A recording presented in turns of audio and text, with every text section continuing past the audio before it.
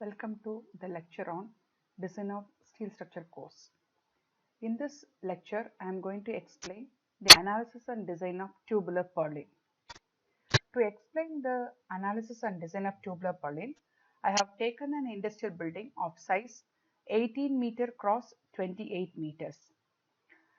In this building, the trusses are proposed to place at a spacing of 4.5 meters. That means in this building here, these brown lines are representing the position of or the placement of truss in this building. So here the span of the truss will be 18 meter. So the span of the truss will be 18 meter, and this truss is spaced at a spacing of 4.5 meters. The purlins are running along this length of the building. That means it passes through the trusses. So here basically the purlins are resting on any two truss. Therefore, the span of purling is nothing but the spacing between any two truss. So in this example, I have taken an industrial shed of size 18 meter cross 28 meter, in which I have opted a steel tubular roof truss, which is spaced at a spacing of 4.5 meters. I have taken AC sheeting as the roof covering material, whose specific weight is this much, and it is subjected to a wind load intensity of this much, but the intensity is a suction in nature, and other details are given in this problem. First, I'll go for analyzing the effect on the purlin, tubular purlin.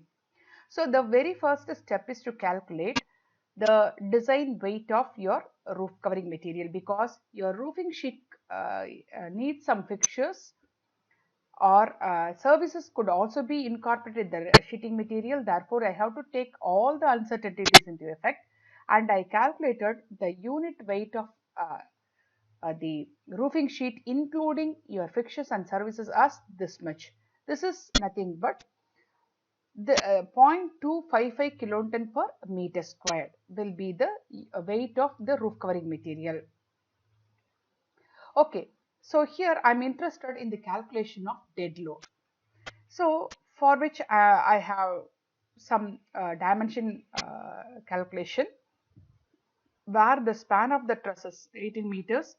Therefore, the principal length will be 9.693 meters using Pythagoras, and I am calculating what is the length of one panel, which is equal to 1.616 meters.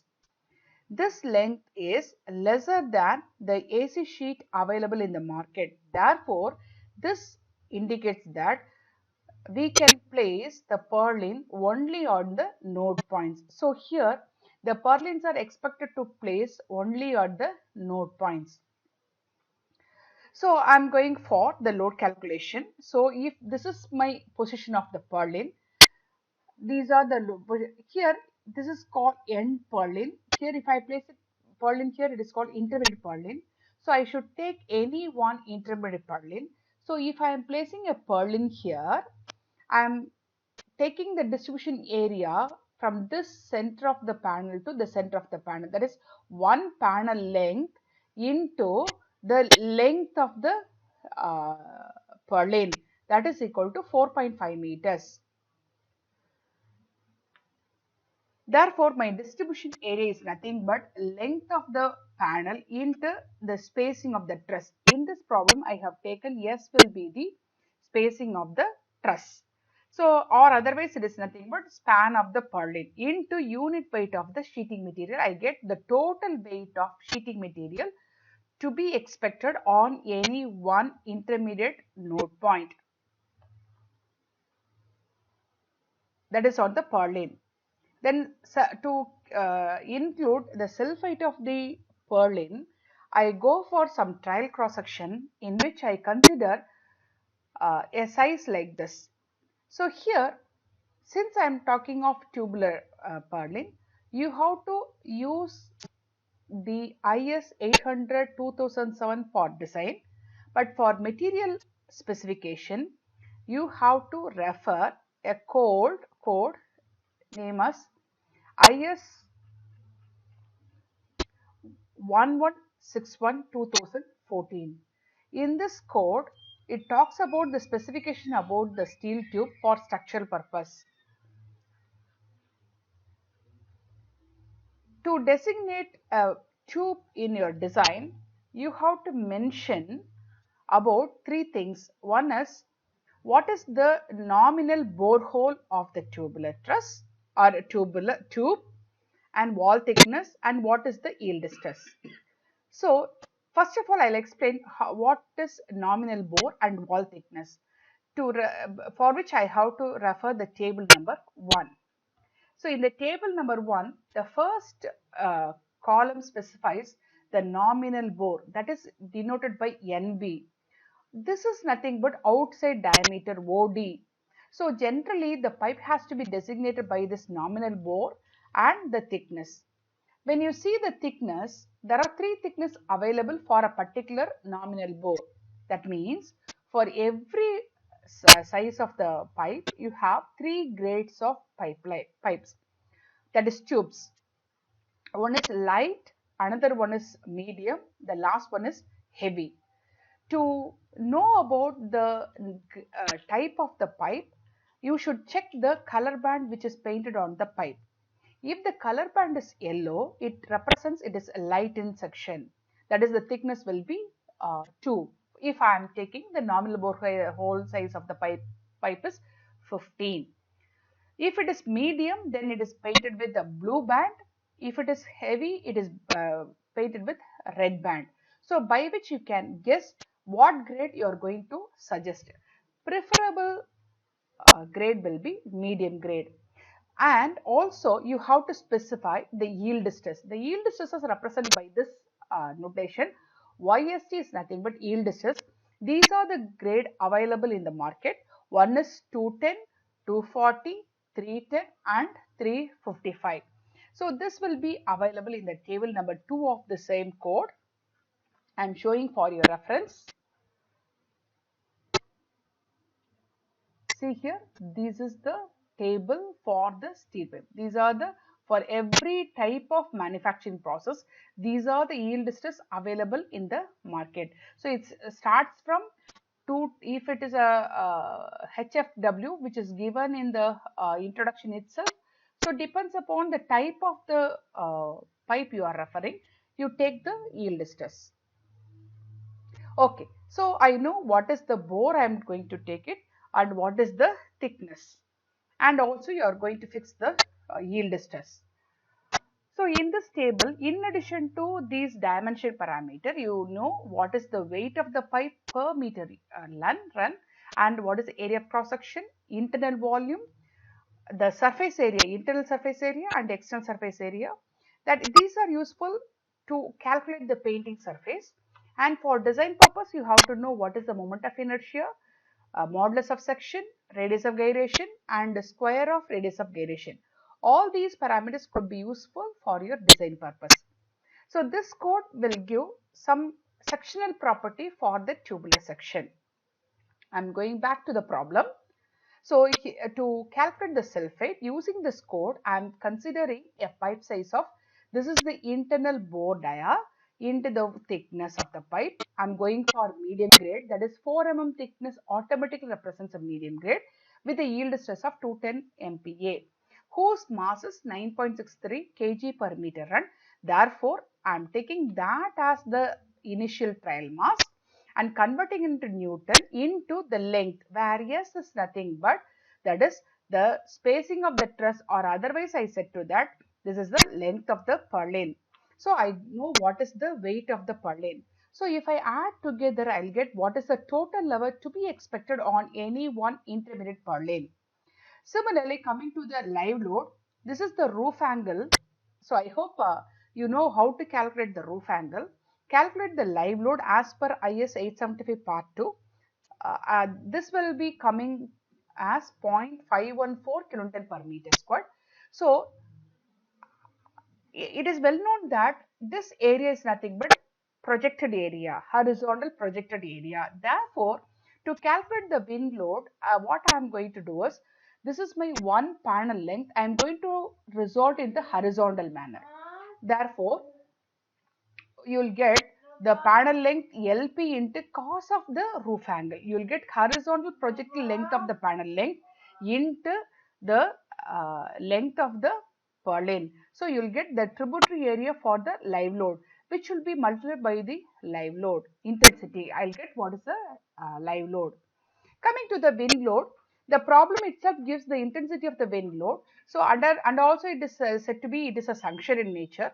Therefore, I am multiplying by the tributary area. Since the wind load is acting on the roof, so it is perpendicular to the roof. Therefore, I'll take the roof tributary area for the intermediate node of a purlin.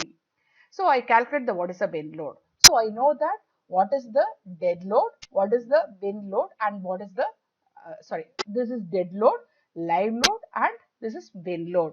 So you know that the wind load always perpendicular to the roofing plane, but the dead load and live loads are acting along the gravity direction. Since my cross section of my uh, purlin is a circular, it has infinite symmetry axis. Therefore, here I'll take this is my vertical axis and this is my horizontal axis, unlike your earlier channel purlin discussion. So here this is my vertical plane, and here what I am going to do is I keep this dead load and live load as it is, and I am going to resolve this wind load into vertical and horizontal direction. Therefore, I am resolving here, I am resolving only the vertical load along the vertical and horizontal direction. Then I do the load combination. Similar to the rolled steel purlin design, here also I am doing what is a dead load. I already said that there is no horizontal component for the dead load. Since I took this is my vertical direction, there is no horizontal component for this dead load and wind load. Therefore, you will have nil.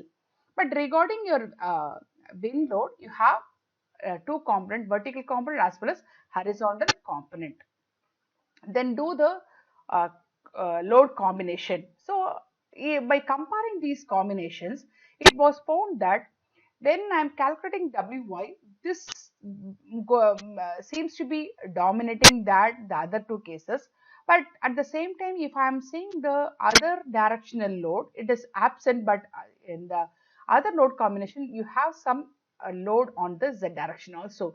Therefore, among the three, this seems to be a critical, and also it also we need to be checked for the member safety. Therefore, for the design, I'll take this is the design combination, and also I'm going to take this combination for checking purpose. So I'll take the first load combination. I'm going to calculate the moment. As we everybody know that the purlin is running as a continuous member over the roof truss. So if I am taking a purlin here, it runs at least more than one truss. Therefore, to take the advantage of the continuity, I am going to calculate moment of that purlin considering the continuity in the support condition. So for which I am going to refer the code IS 456. I am going to the table number 12, which is given in the page number, say page number 36. I'm going to take this particular table for moment calculation. So among this, at this particular composition or the summation, we're going to be predominant than the other factor. How I am saying that the denominator will be smaller than the other. The rolled steel truss, I have taken only this factor, but in the purlin, since it is very light such structure, I am going to take a very accurate moment at the purlin point. Therefore, I am taking the moment of this particular point, that is this coefficient to be multiplied by the dead load and this coefficient to be multiplied by the imposed load.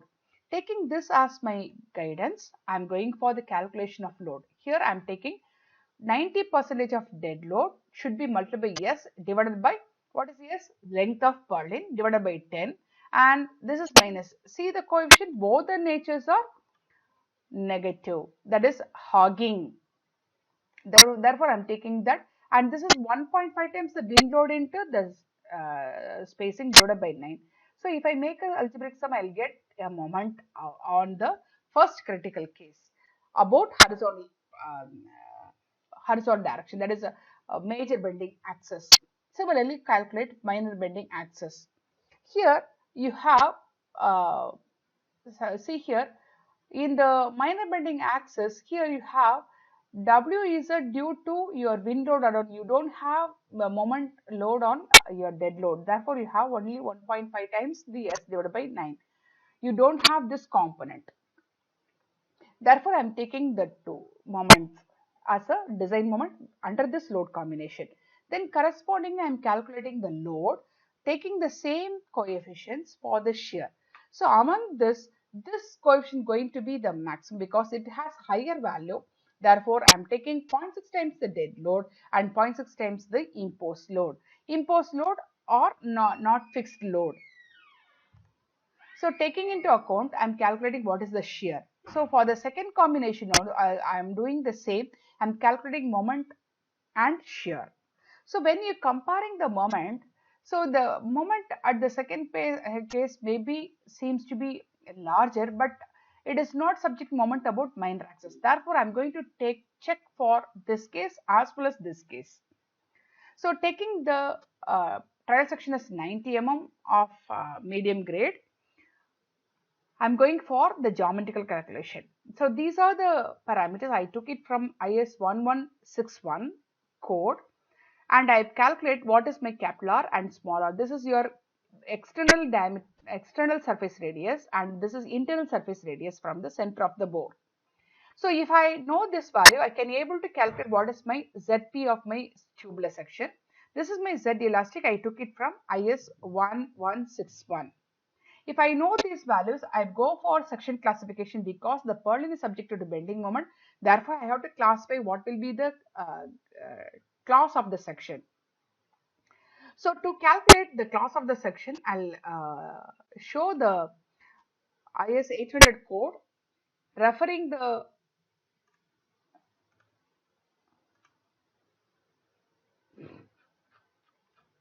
table number 2, which is given in page number 18.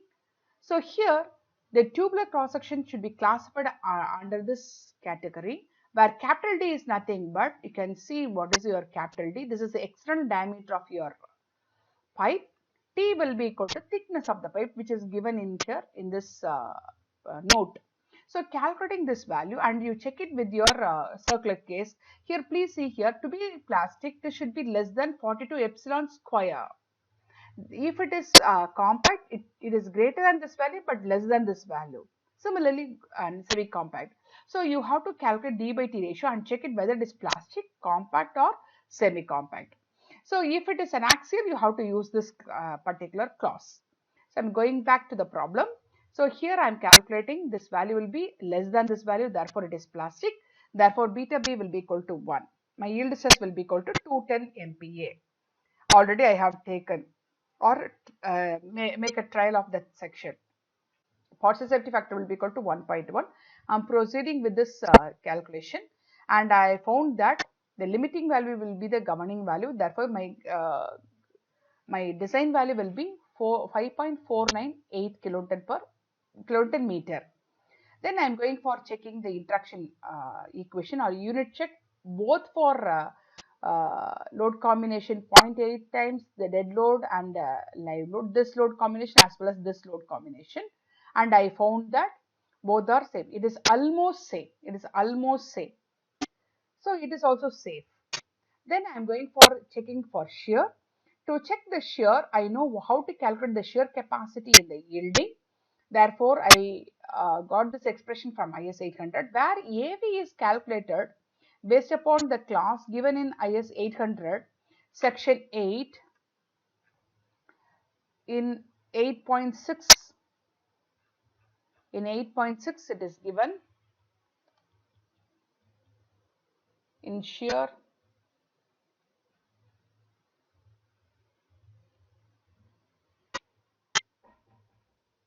yeah, in this section it is given in section 8.4 it is given, I'm sorry. So here this is my resistance divided by gamma m naught will be give, yeah, the design's capacity. How to calculate the shear area is given in this particular class. See here, I'm seeing the exact expression for circular hollow tube for uniform thickness. Using this, I have to calculate what is my shear area. So I am using that as my shear area, and substituting here, I'll get my shear capacity will be this much. I know the yield stress, therefore my shear capacity will be this much. This is greater than your design shear force. Please check it here. This is your design shear force in first case, and this is your second case. It is safer than your the capacity. And coming to the deflection check, again I'll take the two load conditions, dead load wind load and dead load live load. Here I will take only the elastic weight, therefore I am taking the elastic weight of the two. I know what is my Young's modulus, then I'm calculating what is my deflection. Here I, I consider the purlin is simply supported over the trusses, therefore I took this expression here, total load into L power 4 when this load is UDL. Here the load is total load, therefore it is L cube by EI. So substituting here, I will get what is my deflection. This should be checked with the limiting value. This limiting value is given in your IS 800 in section 5. In section 5. So here they have given with the deflection expression. So here in this class which talks about the deflection limitation, so we are doing Purlin design under the design load of dive load or wind load, where the cladding will be elastic or brittle. So for which this is my maximum limiting deflection. In my case, my roofing sheet is a AC cladding, asbestos sheet cladding. Therefore, it is a brittle case where the value is said to be spanned by 180. Therefore, I am taking that as my condition. 1 minute. Elastic brittle cladding is 180. So I'll take that condition. So I'm sorry, I'm converting here. So here 180, I'm going to calculate what is 180. I'm saying that 180. So this value is 25 mm. So here it is 25 mm. But your actual deflection is 23. It is less than the limiting value. Therefore, as per the deflection, it is safe. So now we have checked the capacity against bending, shear and deflection. Therefore, provide the tube of size 90 cross 4 mm of medium grade with yield stress of 210 as the Purlin for the stress. Thank you very much.